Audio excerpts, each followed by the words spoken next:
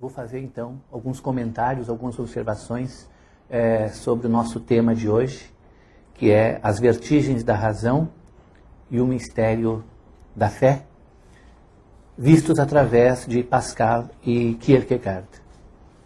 Naturalmente, quando nós juntamos dois autores, a primeira pergunta que surge é o porquê dessa associação e o porquê deles estarem juntos, não é? Ou seja, no nosso caso, Pascal e Kierkegaard, por que esses dois autores podem ser associados em torno dessa temática que consiste em estabelecer a relação entre a explicação racional do homem e do mundo, de um lado, e a fé, de outro. E, evidentemente, podemos dizer, simplificando aquilo que depois tentaremos explicitar melhor, que a associação desses dois autores se deve a que cada um, na sua época, viveu uma situação semelhante, né? Os dois, muito distantes no tempo, viveram, no entanto, situações que nós podemos dizer que são, de algum ponto de vista, análogas. Ambos enfrentaram um pensamento dominante, de caráter racionalista, de modo geral, e com uma pretensão de chegar a uma explicação total, unicamente por via da razão, utilizada de modo totalmente autônomo e sem vinculação a qualquer outra instância de compreensão. E ambos perceberam que essa autossuficiência da razão, ou essa valorização de possibilidades exclusivamente humanas, entrava em contradição com aquele aspecto que é fundamental na consideração da realidade humana, a sua finitude. Ou seja, essa espécie de insuficiência crônica, que revela a nossa impotência e a revela no âmbito da experiência que fazemos de nossas próprias possibilidades e de nossas capacidades. Ou seja, não poderíamos, pensaram eles, alcançar esta pretendida compreensão total. Não poderíamos responder a todas as perguntas. E dentre essas que permaneceriam sem resposta, uma das mais relevantes é aquela que diz respeito a nós mesmos, à própria realidade humana, à própria existência. E é interessante notar que cada um à sua maneira tentou agir de acordo com outros princípios e com outras possibilidades de pensamento e de sentimento que não estariam em completo acordo com o racionalismo stricto sensu. Pascal é um pensador do século XVII, né? Morreu em 1662, portanto ele é um contemporâneo de Descartes. Vive uma época de afirmação do racionalismo, vive um humanismo que procura enaltecer as potencialidades humanas e principalmente a essência racional do homem. Porque, sendo a razão aquilo que nos distingue, somente o seu uso autônomo, o seu uso integral, poderia ser o caminho para a realização humana. Ou seja, não há nada que a razão, metodicamente conduzida, não possa de direito alcançar. É esta tese fundamental de um racionalista. E perguntas fundamentais, como aquelas que fazemos acerca de nós mesmos e acerca de Deus, né, devem poder receber uma resposta racional, porque é a razão que deve unificar o nosso conhecimento e a nossa prática. Todos os aspectos da nossa vida. O homem deveria entender que a sua razão e, portanto, ele mesmo, naquilo que ele tem de mais essencial, reina sobre tudo. Assumir essa posição é assumir a liberdade, é assumir a autonomia, aquilo que no século seguinte, século XVIII, o iluminismo vai afirmar com tanta ênfase. Nesse sentido, considerar que algo de misterioso poderia permanecer como uma espécie de resíduo da compreensão racional seria a mesma coisa que propor um recuo da razão. Uma coisa inaceitável para o racionalista, porque seria a recusa da própria liberdade de pensar. E se nós vamos a Kierkegaard e à situação em que ele viveu, já então no século XIX, morreu em 1855, vemos então que essa época é a época do domínio, como força cultural imperante, né, do pensamento de Hegel na Europa. A filosofia de Hegel talvez tenha sido a mais ambiciosa tentativa de síntese a que o pensamento humano jamais se lançou. E, através dela, a razão não seria apenas a forma humana ou subjetiva de entender a realidade, mas seria a própria realidade. Né? Há uma frase famosa do Hegel, né, que é uma espécie de emblema, né, da sua filosofia: tudo que é real é racional e tudo que é racional é real. Portanto, a totalidade, né, daquilo que é real coincide com a autonomia da própria razão. E assim tudo é compreensível. Tudo deve poder ser compreensível.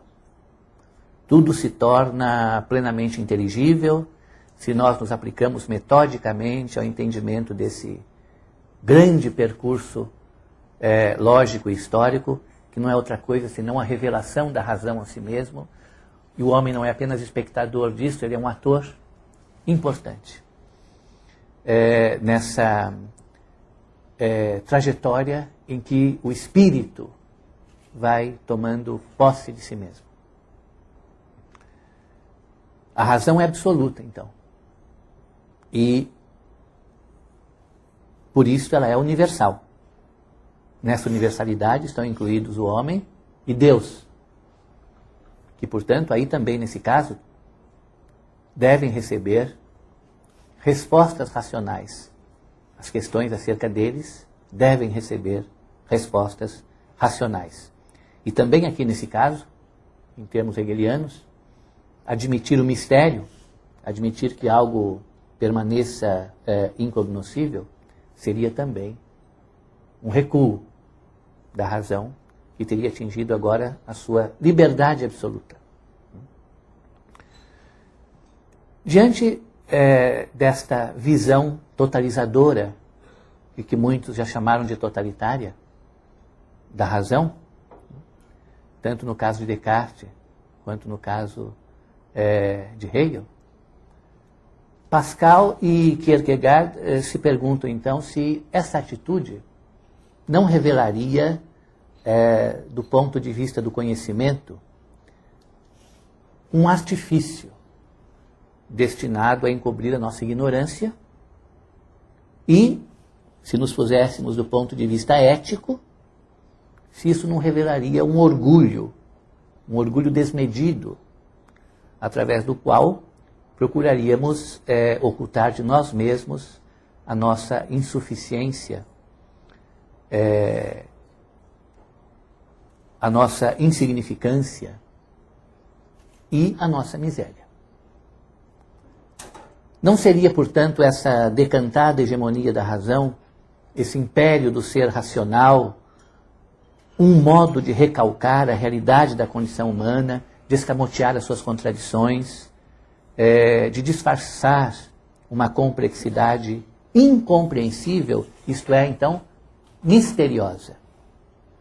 E essa insuficiência da razão não teria como contrapartida a dimensão da fé, entendida como a possibilidade que se abre para o ser humano, não de resolver a sua situação ou de compreender a sua existência, mas de experimentar as suas contradições e as suas complexidades. E assim se tornar sensível àquilo que ele é. Ou seja, se tornar sensível à sua própria incompreensibilidade. Nesse caso, certamente, não seria mais possível pensar a esfera do humano como aquela total e absoluta transparência.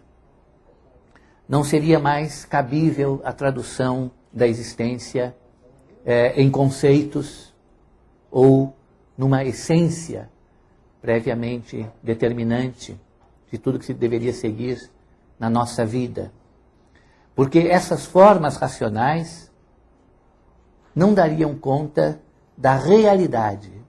Justamente estaríamos aí nesta defasagem entre a forma, uma forma vazia, ou uma forma insuficiente para apreender justamente os conteúdos complexos e contraditórios de uma realidade que não cabe dentro das possibilidades lógicas. Isto é, não caberia dentro das possibilidades de uma análise, ou seja, daquilo que normalmente caracterizaria a nossa maneira de entender o mundo e nós mesmos.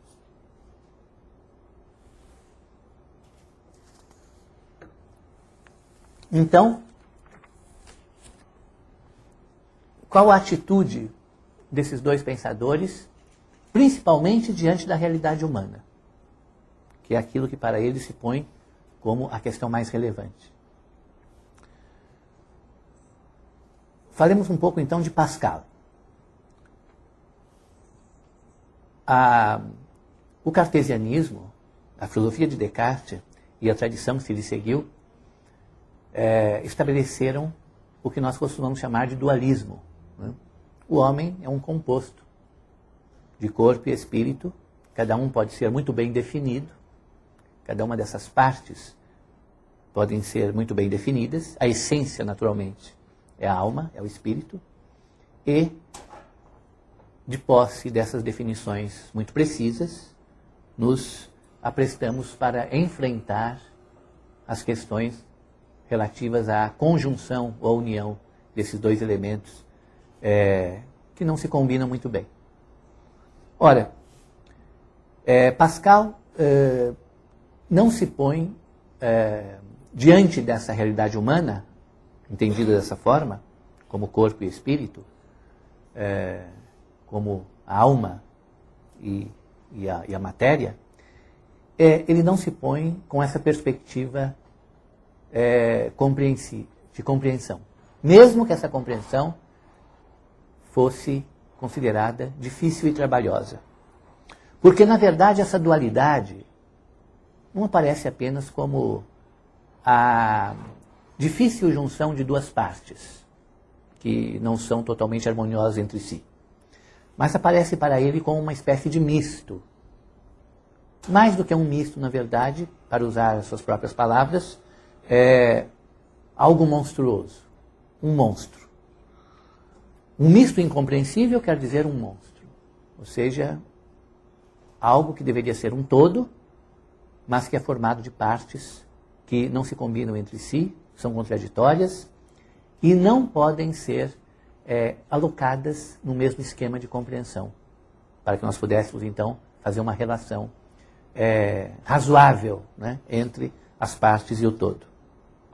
Isso porque não é só uma questão de pensar na alma e pensar no corpo, mas, para Pascal, que é um pensador religioso, quando pensamos na alma, pensamos nessa grandeza humana que é a proveniência divina da criatura. E quando pensamos no corpo, também não pensamos apenas na matéria pura e simplesmente, mas pensamos na corrupção, no pecado e em toda a miséria que se constituiu como parte integrante da condição humana a partir do pecado original. E essa dualidade, essa oposição, melhor dizendo, ela não pode ser conhecida, ela não poderia ser conhecida através de uma visão analítica, de uma visão clara, de uma localização de uma essência que nos desse a chave, né, da compreensão dessa realidade e assim por diante, como quereriam os racionalistas. A realidade humana é contraditória e os extremos dessa contradição estão justamente representados na nobreza dessa criatura divina, de proveniência divina, e na abjeção de uma criatura que, por ter renegado o seu Deus, foi também abandonada por ele, e cuja salvação depende, então, de uma graça misteriosa. E essa graça misteriosa testemunha tanto a misericórdia divina quanto a insuficiência humana. A necessidade da graça e o seu advento, se por um lado testemunham a misericórdia divina, o perdão, ou a possibilidade do perdão do pecado, né? Por outro lado testemunham também a fraqueza, a insuficiência humana, a insuficiência da criatura para salvar-se por si mesma. E essa insuficiência se manifesta na existência. Porque a nossa existência está subordinada a toda sorte de acasos, contingências, ocasiões, e por isso ela é impossível de ser apreendida apenas pelas regras da razão, como entende, e assim o entende Pascal. Por outro lado, também a visão de Deus está comprometida com essa contradição viva que somos nós. Deus também não pode ser unicamente objeto da razão. E, segundo Pascal, ele tem que ser captado pelo coração. Descartes, como vocês sabem, produziu algumas provas da existência de Deus, na sua tentativa de tornar a realidade de Deus acessível à razão e não apenas um dogma da fé. Mas Pascal, assim como não vê a possibilidade de que nós possamos nos entender a nós mesmos, né, como seres humanos, né, na complexidade que nos constitui, né, como seres finitos, unicamente através da razão, muito menos pensa que nós possamos entender a Deus, o infinito, né, através da razão, dessa razão finita e limitada, né, da qual nós fazemos a experiência cotidiana. Então ele teria que ser captado pelo coração. Ora, mas, como nós somos criaturas cuja proveniência é Deus, nossa causa é Deus, a nossa identidade não está em nós mesmos, nossa identidade está em Deus. E assim, a mesma dificuldade que nós temos para entendermos, temos também para entender a Deus. E a mesma dificuldade que temos para compreender a nossa identidade, temos para compreender a Deus. E a razão é simplesmente que a nossa identidade está em Deus, que a nossa causa, que a nossa origem, embora para nós seja uma origem quase perdida, ou quase inteiramente perdida. Então essa é a relação entre essas duas questões, o homem e Deus. E é por isso que elas estão tão vinculadas, e é por isso que a razão manifesta a sua impotência em relação a ambas. E Pascal, como agostiniano, repetirá essas palavras de Santo Agostinho. Ninguém encontrará a si mesmo se não encontrar a Deus. Ninguém encontrará a Deus se não encontrar a si mesmo. A identidade do homem, ela está como que posta em Deus. E, portanto, ela está longe dele. De alguma forma esquecida e renegada. Da mesma forma que a criatura humana renegou a Deus pelo pecado. Isso torna a condição humana extremamente complexa e contraditória. Porque a corrupção não destruiu em nós inteiramente essa proveniência divina, mas a escondeu de forma tal que nós temos uma grande dificuldade em alcançá-la. E por isso, podemos nos satisfazer com vários desvios dos quais Pascal enumera vários exemplos, né, que nos levam então para longe de Deus e longe de nós mesmos. Inclusive um desses desvios certamente é a razão. É o uso da razão, a pressuposição de que apenas o conhecimento racional é capaz de organizar o nosso saber e nos levar à felicidade. Ora, Kierkegaard, no século XIX, diante da universalidade da razão, tão solenemente proclamada na sua época, e principalmente por Hegel, afirma, no entanto, que a compreensão da realidade humana só poderia ocorrer no plano da existência singular, ou seja, no plano do indivíduo. Por quê? Porque justamente o ser humano está afastado daquilo que poderia ser a sua essência e a sua identidade universal, que é Deus, é a ordem divina, da qual ele de direito participa. Então, também nesse caso, diante da universalidade da razão, da qual seríamos participantes, e na qual poderíamos aurir um conhecimento acerca de nós mesmos, Kierkegaard afirma, pelo contrário, né, que a universalidade, esta universalidade teórica, lógica, metafísica, né, ela na verdade não nos constitui.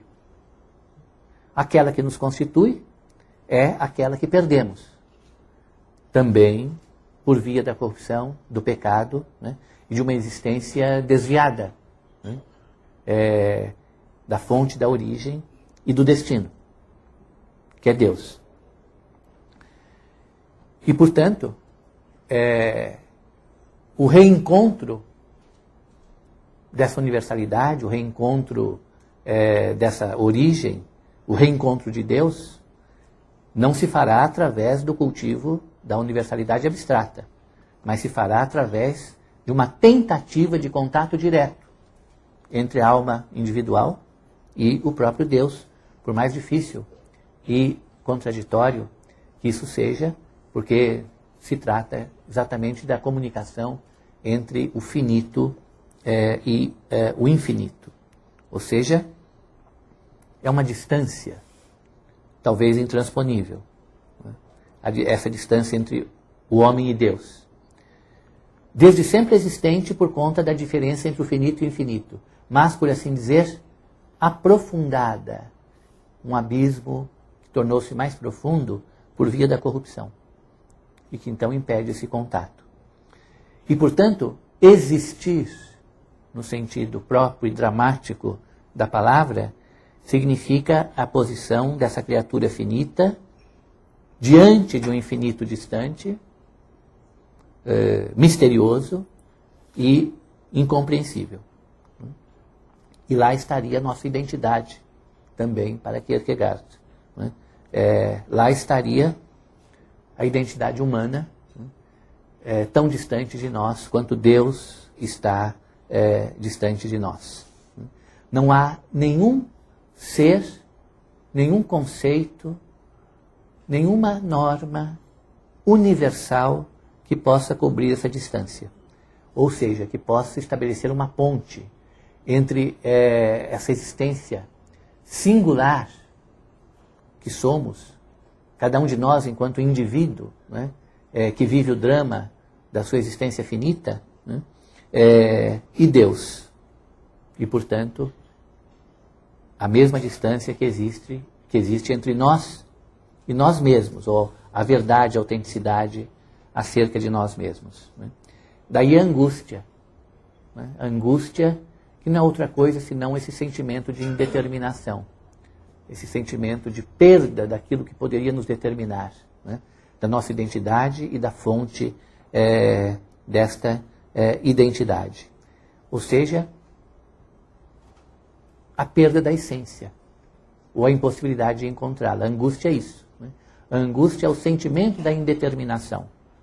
E, portanto, para aquele ser que não consegue mais tomar posse da sua essência,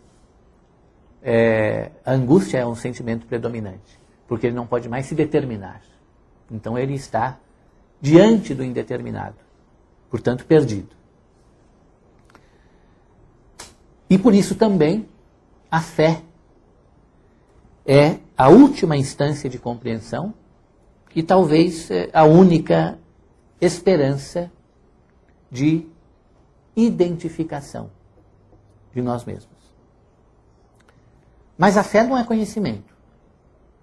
Ela não admite mediações racionais, não admite um discurso nesse tom racionalista, né, que a lógica aristotélica, cartesiana, hegeliana supõe. Né. Ela é, nas palavras de Kierkegaard, um salto no escuro. Ou seja, diante dessa indeterminação, diante desse abismo que se instala frente ao ser humano, né, e que ele não pode atravessar, porque não há como construir com materiais racionais, quer dizer, conceitos, uma ponte por via da qual ele poderia transpor esse abismo, né, ele tem que saltá-lo. E saltar à base do risco, saltar no escuro, quer dizer, movido pela fé, que não me dá qualquer certeza. Justamente porque a fé é uma relação com o mistério. E nesse sentido, ela em nada pode nos ajudar a explicar racionalmente a nossa origem, o nosso destino, ou tudo aquilo que estiver do outro lado do abismo. O que Kierkegaard quer dizer aqui é que a nossa relação sensível com o mundo, os nossos afetos, a nossa vida mundana, em nada nos esclarece acerca de nós mesmos. O mesmo também se pode dizer acerca da nossa relação intelectual ou conceitual com esse mundo, com as coisas e cada um consigo mesmo. Né? Essa generalidade do conceito, esse alcance da relação intelectual que procuramos estabelecer com as coisas e com as pessoas, né, leva a explicações abstratas, ou seja, filosóficas, naquele sentido tradicional, da generalidade, da abstração. Então, Kierkegaard, que também afirma, talvez de um modo até mais explícito do que Pascal, que ele é um pensador religioso, mais do que um filósofo. Ele afirma que a relação religiosa com o mundo nos leva não a entender o mundo e nós mesmos, mas a sermos sensíveis à nossa própria insuficiência. E por isso o paradigma é Abraão. Abraão, o homem da fé, ou seja, aquele que foi sensível ao mistério e à incompreensibilidade. Porque Abraão não foi apenas aquele que aceitou aquilo que ele não podia compreender. Ele foi mais longe. Ele aceitou aquilo que ele podia compreender como absurdo. Então ele aceitou o absurdo. E nesse sentido ele não é apenas alguém que se coloca diante do ininteligível. Ele é alguém que se coloca diante do absurdo. E é nesse sentido que a existência não pode ser compreendida racionalmente, mas nesse sentido forte. Nessa acepção radical, né, de que além de nos apresentar questões acerca de nós mesmos e acerca de Deus, que estão além de nossa compreensão, muitas vezes a existência e a relação de nossa existência com Deus nos coloca diante de questões que tendemos a compreender ou a recusar como absurdas.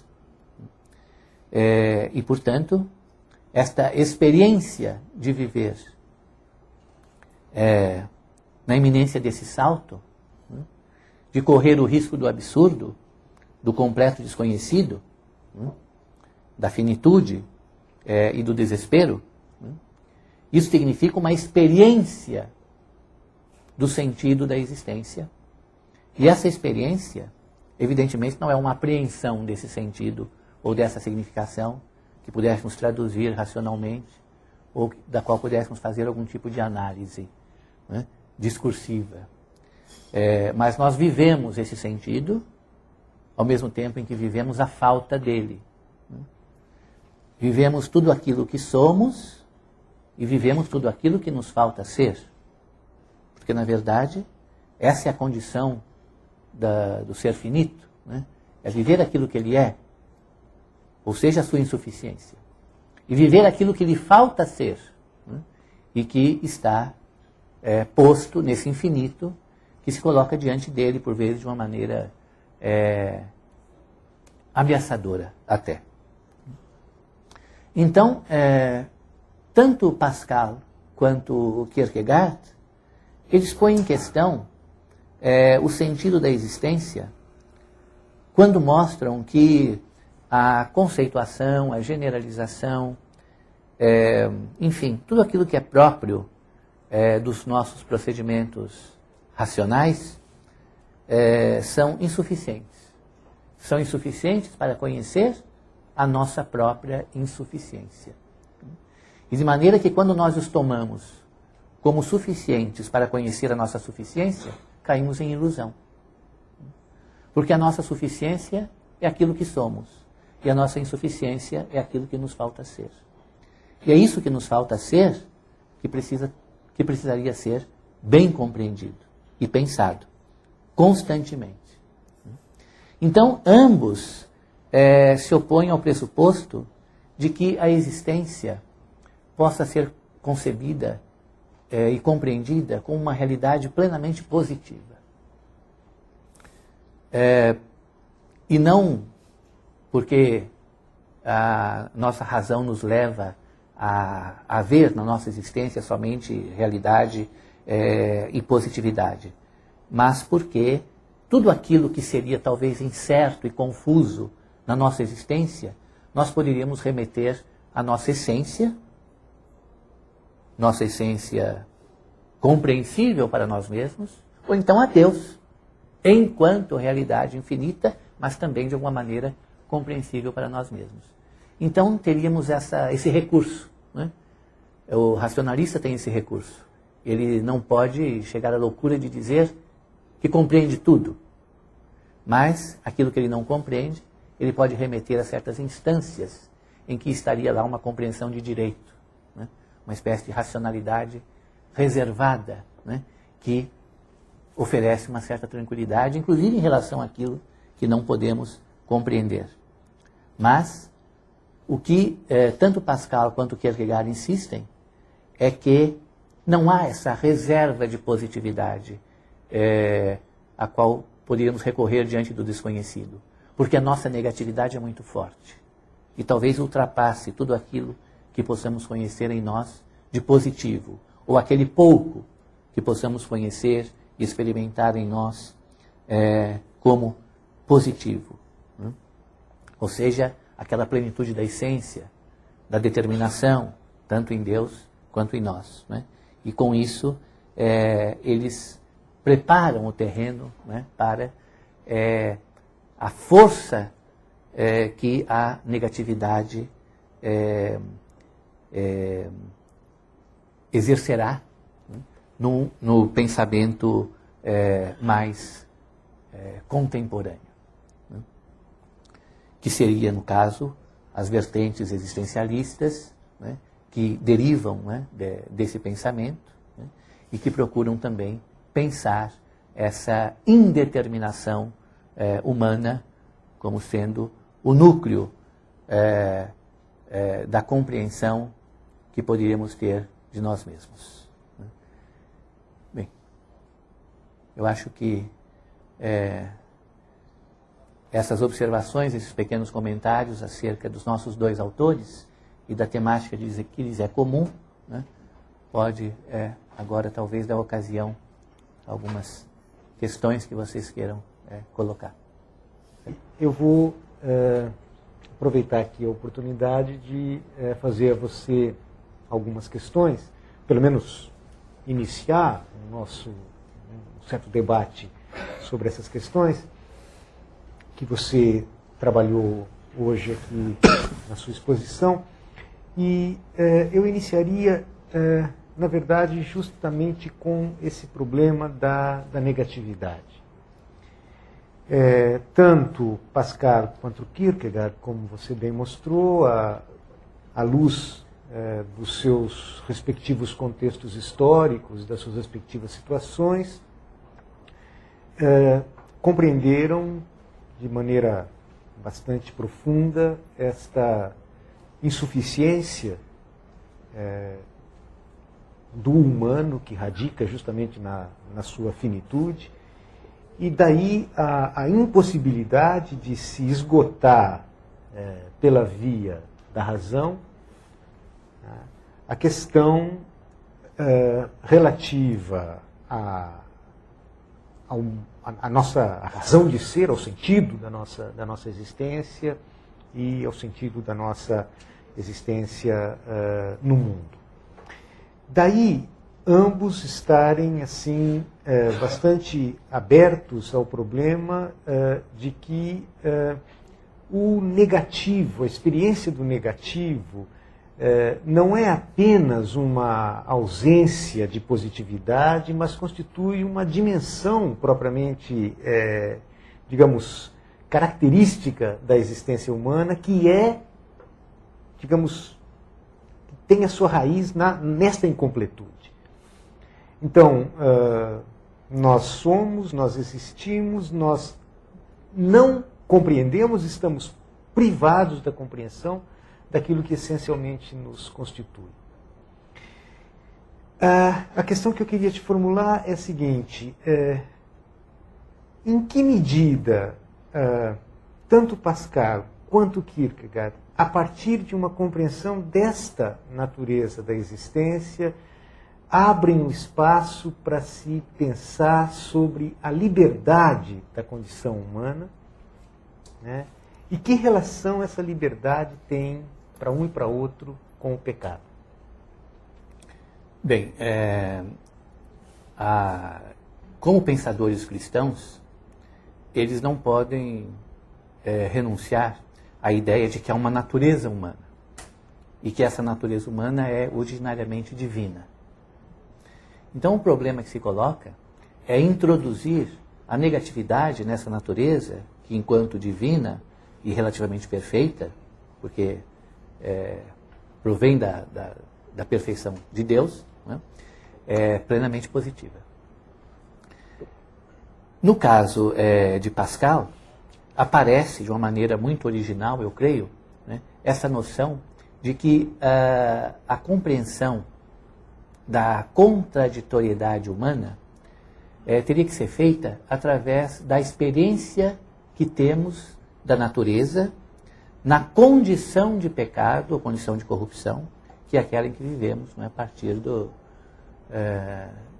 da queda. Né?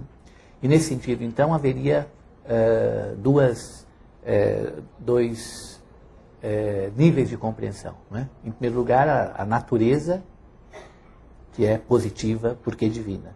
E, em segundo lugar, a experiência dessa natureza, que é a condição humana efetiva e concreta, que é totalmente permeada pelas contradições.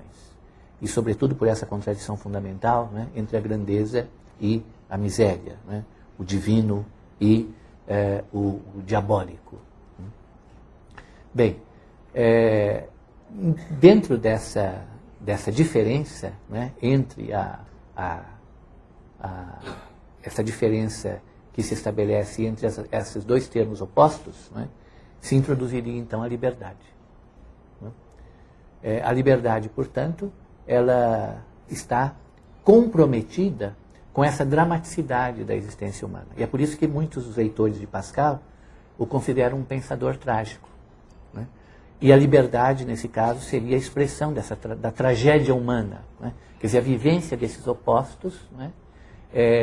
Que eu não posso evitar, cuja oscilação eu vivo perpetuamente, né? E entre os quais eu tento escolher, né? Uma vez que tenho que atender ao mesmo tempo ao apelo, né, da grandeza que está em mim, ainda que latente, né? E ao apelo também da corrupção, dos desvios, que é muito forte, né? Então, eu acho que no caso do Pascal, a liberdade se introduz a partir desta indeterminação, né, dessa negatividade, né, que está justamente aí na experiência que fazemos da condição humana. E no caso do Kierkegaard, isso ainda se torna talvez, assume um teor talvez ainda mais dramático, tendo em vista a solidão do indivíduo diante de Deus, né, e o fato de que, para usar os termos de Kierkegaard, que são extremamente contundentes, a nossa relação com Deus é a relação de luta silenciosa, né? Ou seja, o silêncio de Abraão, ao aceitar a mensagem divina do sacrifício de seu filho, o silêncio de Abraão ao levar, né, o seu filho até o monte em que ele deveria ser sacrificado, né, esse silêncio não é o silêncio da conformidade racional. É o silêncio de alguém que é obrigado a remoer o absurdo, mas ao mesmo tempo esse absurdo lhe vem do infinito, da infinita sabedoria.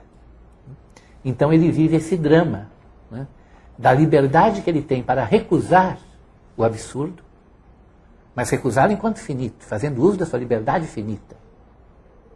E ao mesmo tempo não recusar, aceitar alguma coisa cujo sentido é desconhecido, e que, no entanto, provém da fonte de vida e da fonte da sabedoria.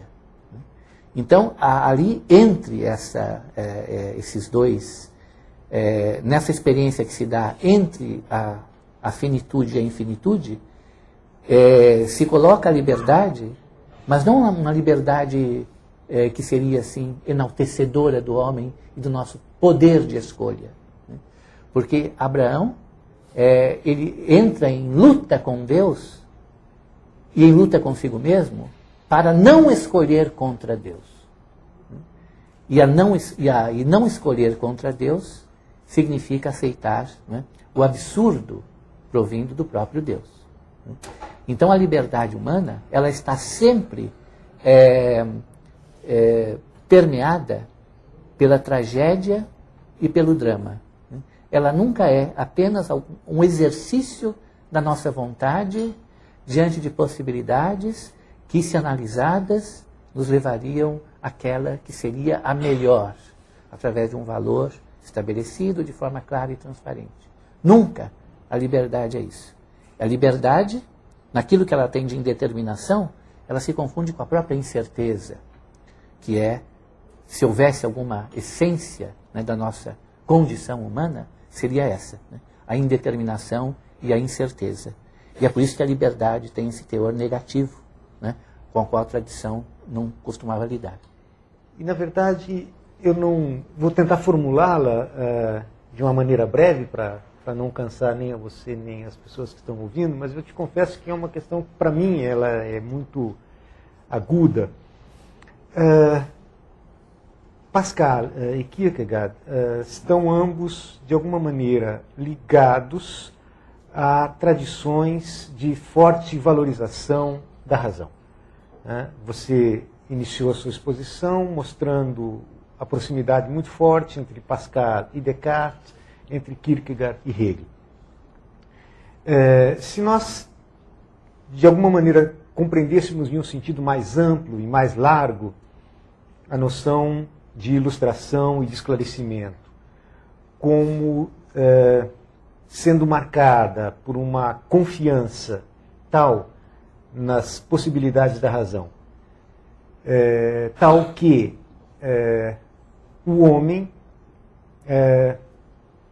baseando-se exclusivamente nos recursos racionais, poderia, por um lado, desenvolver os conhecimentos no âmbito das ciências que permitissem uma, digamos, apropriação da natureza de tal maneira que ela fosse capaz de resolver a maior parte das suas carências e torná-lo, por assim dizer, senhor das forças naturais, ao mesmo tempo que, no plano ético, isso permitiria o desenvolvimento de conhecimentos sobre a base dos quais se poderia construir uma organização racional da sociedade, da qual se poderia exorcizar todos os fantasmas de opressão, opacidade, violência, injustiça, etc. Ou seja, a ideia do esclarecimento, da ilustração como a emancipação do gênero humano, da humanidade, via progressos da razão. Ora, a mim me parece, por um lado, que se Pascal e Kierkegaard, de alguma maneira, comungam dessa tradição, participam dela, entre outras razões, por motivos até históricos, por outro lado, talvez nós não encontremos na história da filosofia moderna algo mais avesso ao esclarecimento do que justamente a aposta pascaliana na fé e a aposta kierkegaardiana na relação da fé como um salto mortal, como você mesmo narrou. Então, se nós podemos dizer hoje, desculpa a pergunta tão comprida assim, mas se hoje nós podemos dizer que nós vivemos talvez o fim da Era das Luzes, isso significaria dizer que talvez nós possamos retornar àquilo que seria a experiência pascaliana e kierkegaardiana, ou então, justamente por causa da vivência do fim da Era das Luzes, nós já não temos mais a dimensão da fé, nem pascaliana, nem kierkegaardiana. Bem, tanto no caso de Pascal quanto de Kierkegaard, nós temos que entender que eles vivem sob forças culturais dominantes. Não há nenhuma dúvida quanto ao papel do cartesianismo, inclusive no próprio pensamento de Pascal. Em certo sentido, ele é um cartesiano. Bom, ele foi um grande matemático, um grande geômetra, né? A ciência deve muito, a física, a matemática devem muito a Pascal. Né? Ele está na história da ciência como um personagem importante. E nesse sentido, ele é um cartesiano, ele fez justiça à sua época, né? Que é a época do nascimento, do florescimento, né? Da ciência moderna. Né? E, de seu lado, Kierkegaard também não pôde se furtar à influência de Hegel, força cultural dominante na sua época. Ele é um pensador dialético. O Kierkegaard é um pensador dialético.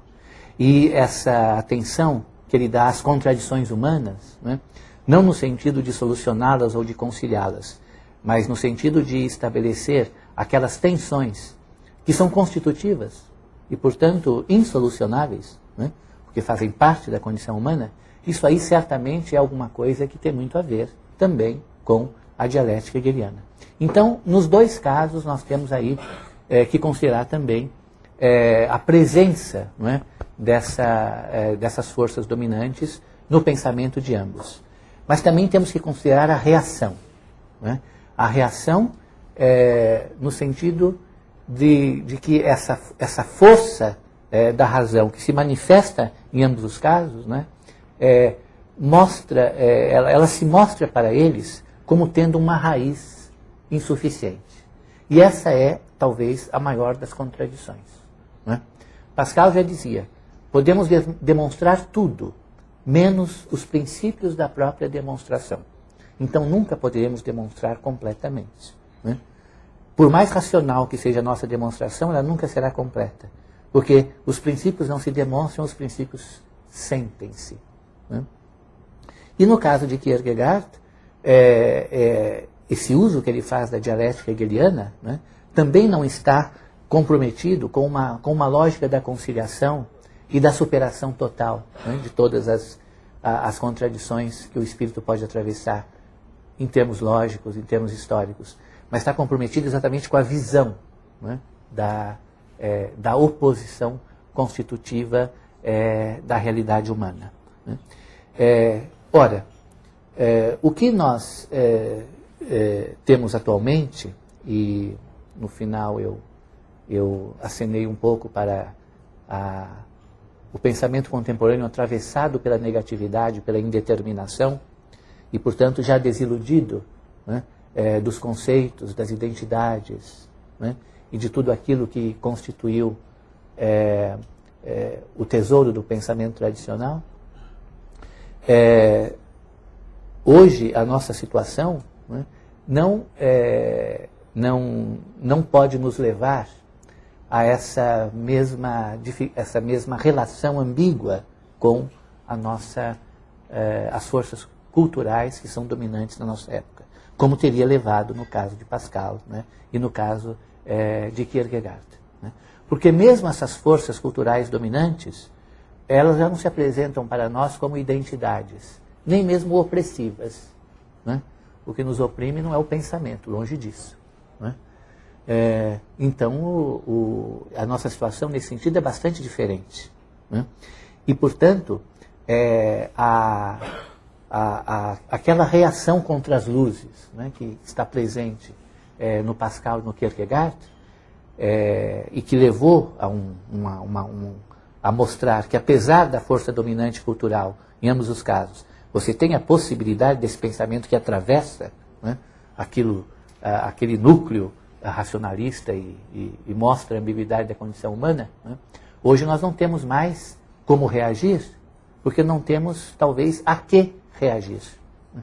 Ou seja, um pensamento consolidado, uma força cultural dominante, na qual estivesse lá posta a identidade da nossa época e contra a qual nós quiséssemos reagir, mostrando que não é bem assim.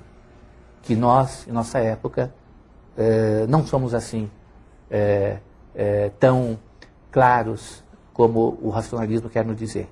Porque, na verdade, não há nada claro. Nada claro nos é proposto. Né? Acho até que aquilo que nos é proposto em termos de compreensão do mundo, né, é cada vez mais obscuro, cada vez mais fragmentado, né, e cada vez mais contraditório. Então, nós já estamos inseridos nesse processo, né, que é o processo histórico da falência das luzes, né, que talvez o final do século XIX e o século XX tenham vivido de maneira intensa. Né? E não fomos nós, ou cada um de nós, ou a nossa possível reação contra o racionalismo, né, a causa dessa falência. Né? A causa dessa falência foi a própria história. Na verdade, a causa da falência das luzes foram as próprias luzes. Sartre teve o privilégio de ter lido Pascal e Kierkegaard quando compôs o pensamento existencial. Né? E caso Pascal e Kierkegaard estivessem vivos hoje, o que diriam eles a respeito do existencialismo, a respeito da angústia existencial de Sartre? Qual seria a réplica de Kierkegaard para com Sartre, para com essa angústia existencial, para com essa negatividade que a era pós-moderna vive, o homem pós-moderno se depara? Olha, só me ocorre pensar que, como pensadores religiosos, eles diriam ao Sartre, depois de lê-lo, e de ouvi-lo talvez, eles diriam ao Sartre que ele não é ateu. E que essa negatividade que atravessa toda a sua filosofia, né, é ainda aquilo com que eles também lidaram. Né, que é o drama do homem consigo mesmo e com Deus. Né, ou então, como diríamos em palavras mais sartrianas, né, é o drama do homem que deseja ser Deus. O senhor disse que acho que era o Pascal que falou, o encontro com o divino se dá pela universalidade abstrata, não se dá pela universalidade abstrata, mas por contrato, né? Eu queria que o senhor me explicasse melhor. Pelo contato. Isso. Tá. Eu gostaria que o senhor explicasse melhor isso aí. Veja, que não se nega, obviamente, que os predicados divinos, né, na medida em que são infinitos, possam ser todos definidos em termos de universalidade.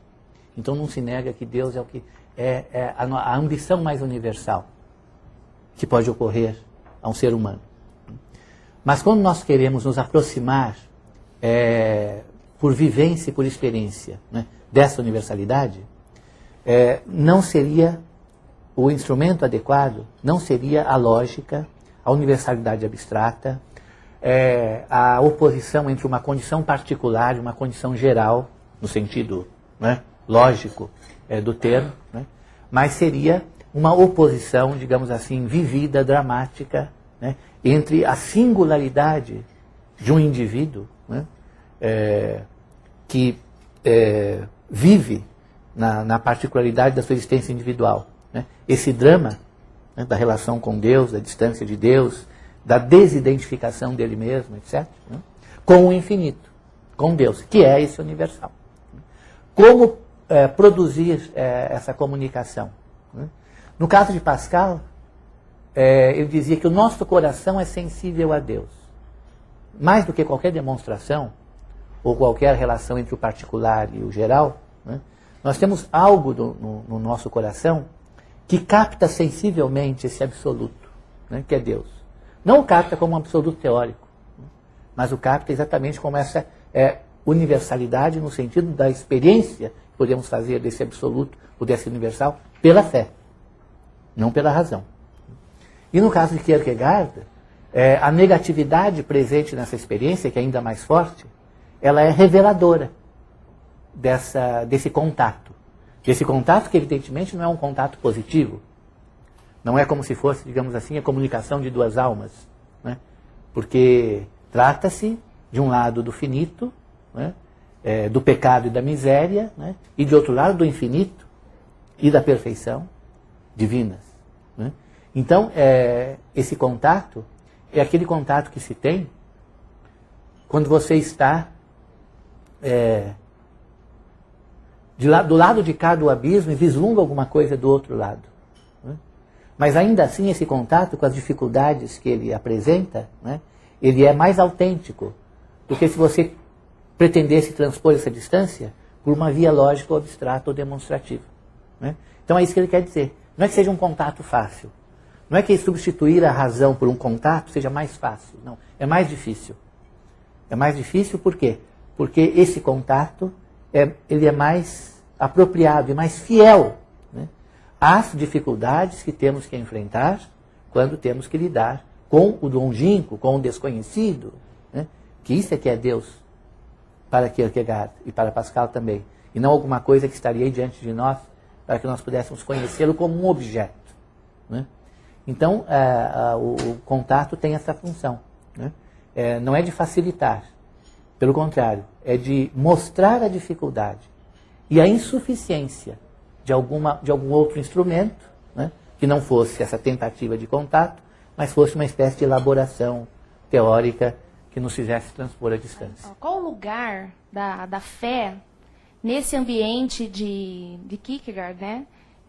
Ele parece que coloca Deus no centro e assim de toda a sua filosofia, e vai contra a própria racionalidade da época, né? Da época das luzes.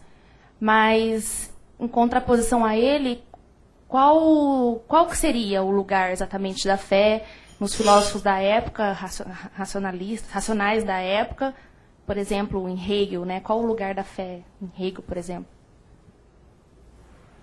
Veja que o racionalismo filosófico, ele procura colocar cada coisa no seu lugar e dar a cada uma a sua função, de modo que tudo fique bem arrumado, né?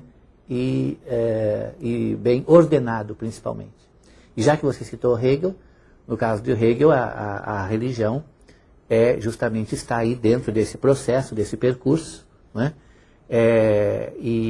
Mas não é o último passo. Depois dela vem a filosofia, né? Que é o saber absoluto, no sentido do absolutamente racional. Mas veja que o que o cristianismo oficial, digamos assim, que vigia no tempo do Kierkegaard, na Dinamarca, pela influência hegeliana, já entendia que há uma racionalidade da fé. Ainda que a fé não seja a realização da razão, ela faz parte de um percurso que em si mesmo é racional. Então ela tem o seu lugar nesse sistema da razão, né? E com isso ela fica, digamos assim, compatibilizada, pacificada, né? porque, ainda que não tenhamos chegado à razão, esse é o destino. E a fé faz parte desse percurso. É contra isso que o Kierkegaard se levanta, né? Contra o fato de que você não pode nem pacificar a fé dentro de um sistema em que a razão tem hegemonia, e você também não pode enquadrar a fé dentro de uma instituição, quer dizer, igreja, né? Nesse sentido histórico institucional. E no caso da época do Kierkegaard, era a religião de Estado, né?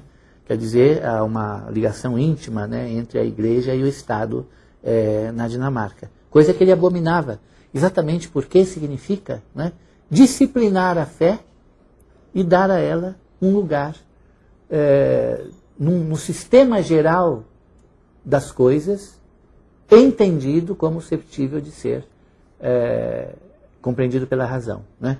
Então, a concepção que o Kierkegaard tem de fé não é compatível com aquela que, digamos assim, os intérpretes oficiais da filosofia e da religião da sua época tinham. Por isso que ele criou várias polêmicas, né, com essas pessoas, na medida em que ele achava que a fé autenticamente cristã não pode se adaptar nem à racionalidade filosófica, nem às instituições humanas.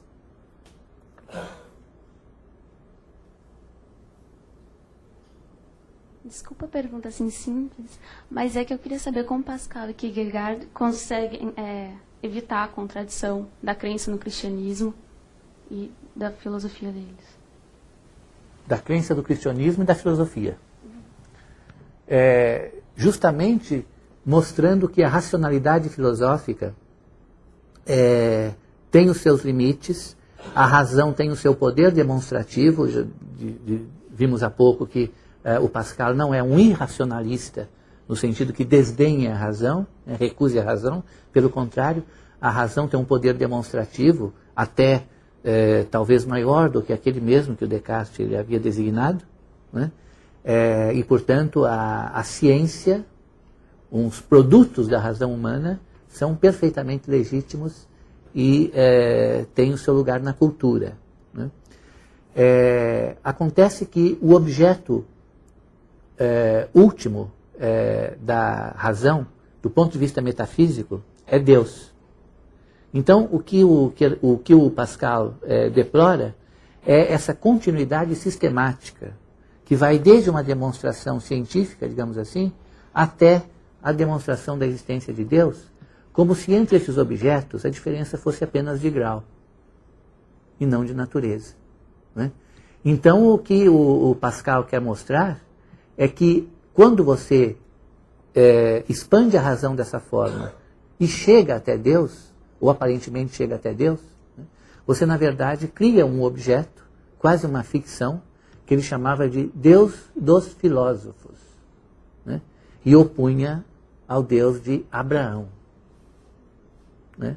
Deus dos filósofos é aquele demonstrado, aquele com o qual nós podemos estabelecer relações intelectuais, né?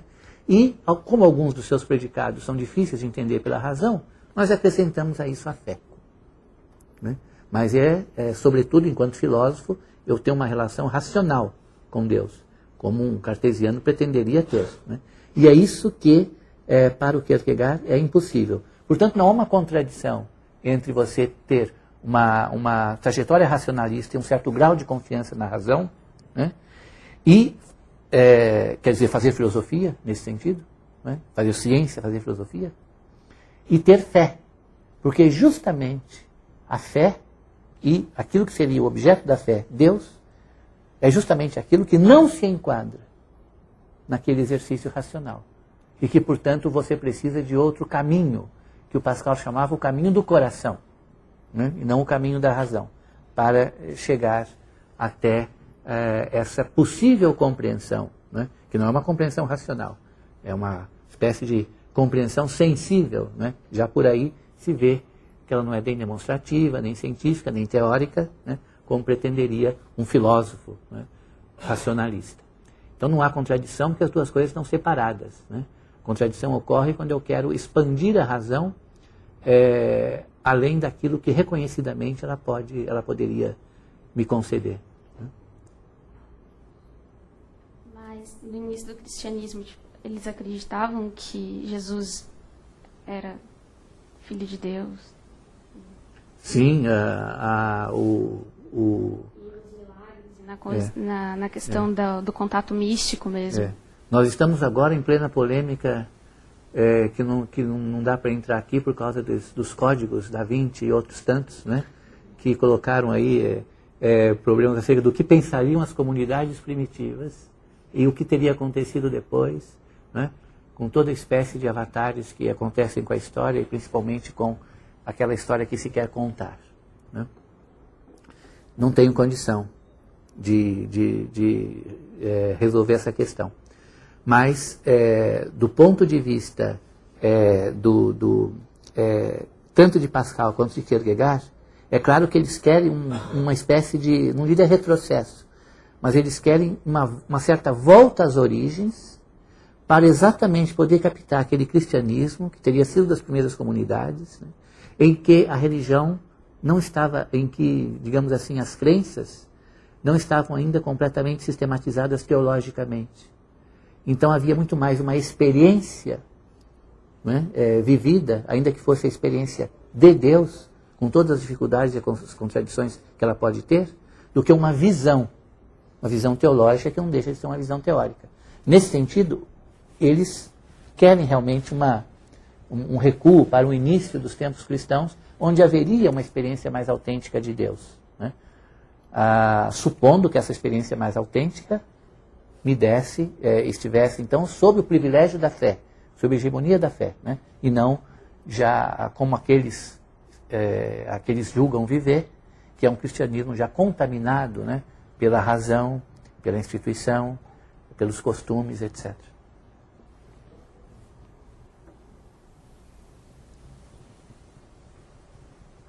Rapidamente, queria retomar o filão da negatividade. Tentando prolongar a situação de diálogo, digamos, de Pascal com Descartes e Kierkegaard com Hegel, talvez fazendo uma analogia com o presente. Quer dizer, tanto Pascal como Kierkegaard tinham ainda, digamos, o recurso da fé cristã para fazer essa travessia radical da negatividade e realmente viver até as últimas consequências esses paradoxos, esses mistérios e a própria miséria humana. Se a gente pensa você mesmo mencionou Sartre, né, em que o homem ainda como paixão inútil está perpassado por essa vontade de alcançar uma identidade que ele sabe que não pode alcançar, portanto, ele ainda tem um absoluto metafísico, ainda tem o Deus dos filósofos, ao qual ele pode se opor e contra o qual ele pode polemizar, né, e estabelecer uma radicalidade mais, uma negatividade mais radical, ainda cega, bruta da existência pura.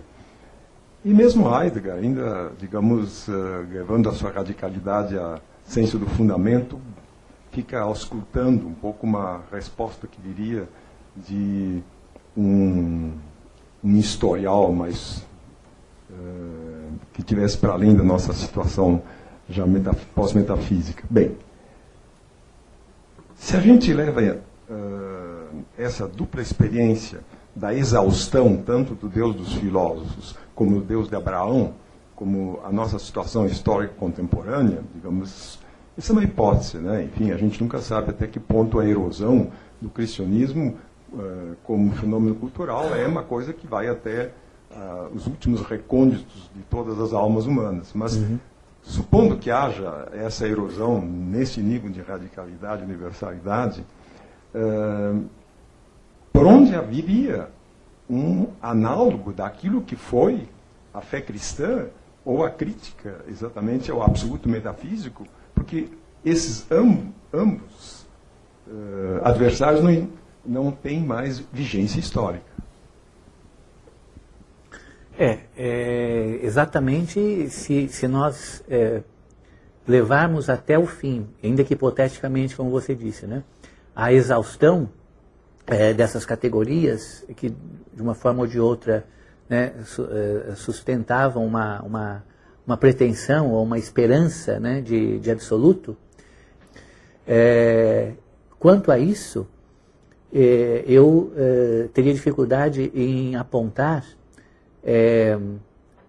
um exemplo de radicalidade que pudesse exatamente trocar essa noção cristã de travessia, que na verdade é a noção de peregrinação, né, por alguma outra coisa em que essa travessia se mantivesse, digamos assim, como a totalização do que pode ser pensado, do que pode ser praticado, né? Eu acho que o próprio Sartre, no próprio Sartre isso não aparece na medida, assim tão radicalmente, na medida em que ele ainda acena com certas possibilidades de que finalidades humanas possam vir, né, a orientar essa travessia, né? Não Deus, nem nada transcendente, mas finalidades humanas e, portanto, a realização dessas finalidades, né? E o reino do homem, o reino dos fins, né?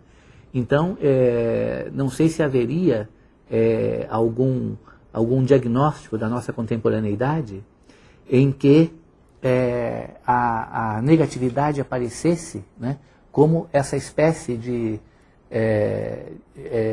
turbulência que se atravessa, né, mas que se resume, né, na própria travessia, né, e que não é possível, portanto, abandonar, porque abandoná-la seria abandonar o próprio teor, né, da existência na contemporaneidade.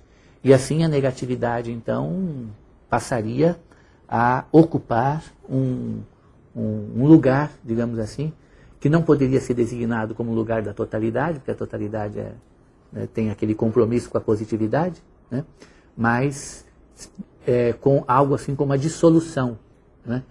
Um processo de dissolução que nós tentamos sempre entender como sendo a prolegômeno de alguma coisa que se vai constituir, né?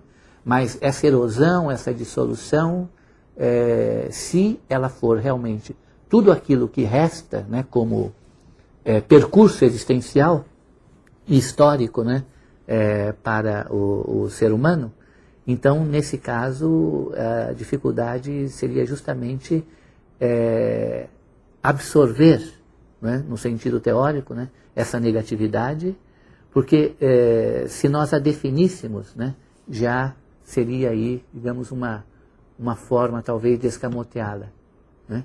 Então, eu não sei, acho que a prática do negativo, que tem caracterizado a contemporaneidade sob vários aspectos, né, ela apresenta esse impasse, né? Ou seja, ela sequer pode se apresentar como alguma coisa, como uma teoria, digamos assim, refutável, né?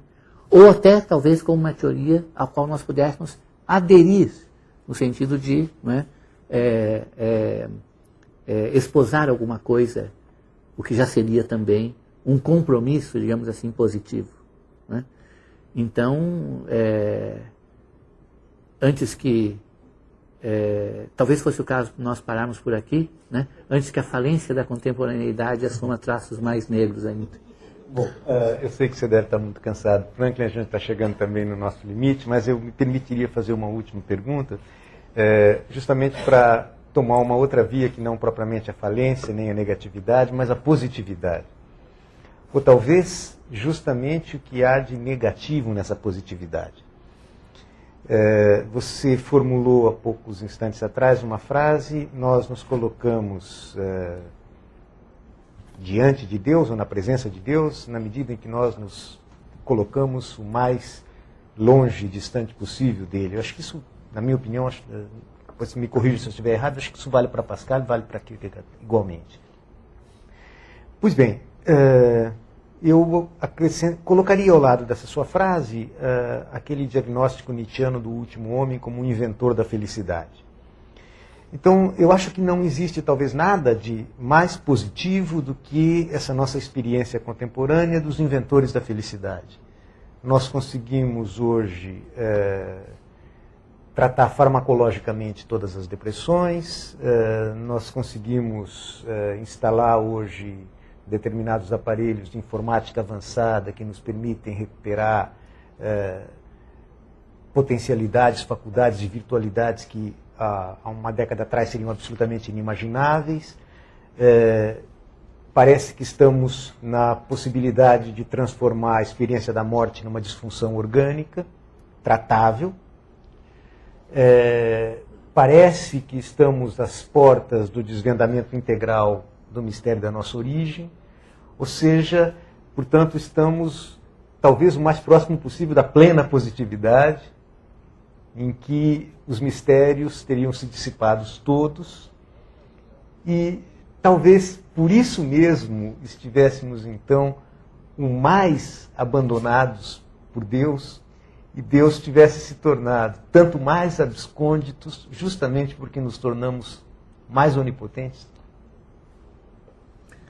Enquanto você falava, me ocorria um diagnóstico